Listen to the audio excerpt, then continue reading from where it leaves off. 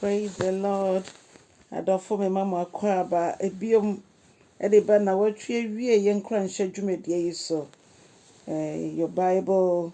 your weekend Bible inspiration.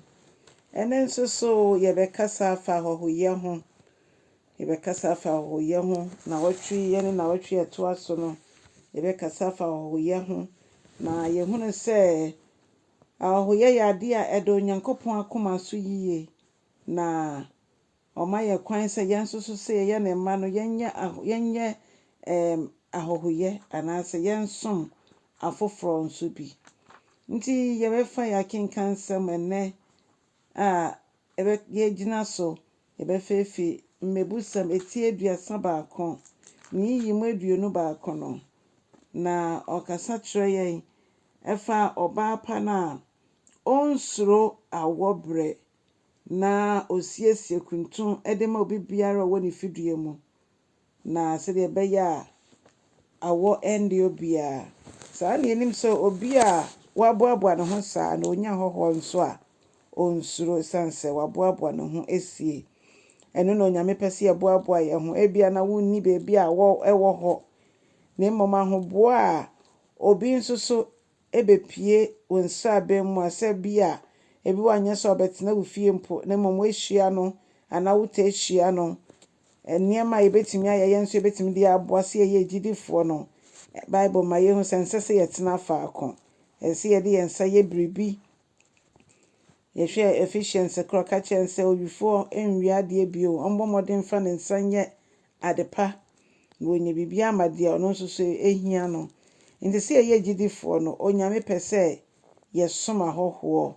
yetimi ede ne wo yensem bi ede ma eno nti entena ase so yo gidi ni pe bibi fa wonsa eye. Hallelujah. Yenim se ye Nyankopon no ono ankasa ena oma yen bi na yenso enya bi de asom ebinum nso ahoho se bi ni ho a yentimi nka se ye ma obi nso bi. Ye be san ahwe bibi kakra biom ebra ye dwendwen saa obai ni die yi na ye fa abafiri mu na afi ne ye hwe petro woman so a edikan eti9 nchichemu wotwe kosi edu no nso eno nso so eche yen se nye chen ni nyina no yenkoso nkyere odo enkyerkyere ye ho na odo ekata bonisu bebre so enti yemfi yemu ade nyina na ye ne afoforo enche ye fie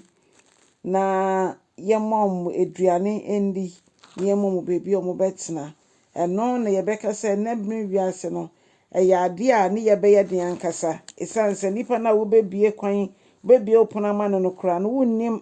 ne nipa ban na mom so bia wonnim no nso so ebepie wo sra be mo me kai ye waga na mission house de mo a na ese ohoho aba na ese woje no ema na eduane obi yo ho ni freni ono nko ana onam wonim nipa obeja no ese woje no woman baby tena ni ade ene wiase na ye hu eno nti na twase ye ne nyame nkronkron nkita hodi a emo oden ni a ohia se ye ma ne baby ye ma na eduane nso po eja ne kwan ese ye boa ye ho na obia bepie ya kwan mu a yetimi aye na adoye eya de a eda Onyankopon koma so pa ahohoye eye Onyankopon ni o hye yense gidifo yentimi enye yenim se ye de to wiase ho de a ye beka se wiase fem no enema agidifo yetena ye de nante fi Bible mu no omo de ne so de omo ya ne te se omo de kire ebi ho a bibi obeye bia no esese obi hu ye ka we fa wiasefo ho nanso ye hu se wagidifo bebre nso mo eno na ye se nyame nkronkron so mbo aye Bible say ye benkum ye ade a ensese ye ma ye nifa nso mpo ehu etode bia na ehu ko hia se nipa na waya adoye ne bo ne din sanse esese obi ehu se saade we nipa we na edisi ha na enya ye wa wo ye na obaprese ye mbo udin na emomo a we chire no eno mo hu se kwan bia so no esese yetimi bo asimesidin edebata adɔyɛ ya wayɛ hu ɛno no yɛ de anuonyam hyɛ me Awurade ɛno nti bibia yɛbɛyɛ biara no ɛnsɛ sɛ yɛbɔ yɛtotobɛnto anaa yɛde etua ya no sɛ nyɛ me na metɔɔ wei ɛma asɔre sɛ nyɛ me na meyɛɛ sei sɛ nyɛ me na meyɛɛ sei a nka saa bere nneɛma ɛnte sei ɛno deɛ ɛba saa na ɛte sɛ deɛ wohyɛn wabɛn ɛwɔ bedwa mu na Onyankopɔn nso mpɛ ne saa ɛbɛsa nhyira na kyerɛ sɛ wagye wɔ nipa nsɛm anaa nipa anim nanso yɛpɛ sɛ yɛnhyira nyinaa nso yɛgye fi Onyankopɔn tiasefoɔ nankasa ɛnkyɛn ɛno nti yɛnkyɛre ho nso so yɛbɛsan hwɛ biribi nso ɛwɔ Matthew asɛmpa etidu ne nkyekyɛmu 42 Matthew asɛmpa etidu ne nkyekyɛmu 42 ɔno nso sɛ sɛ woma me nipa me Onyankopɔn me nipa bi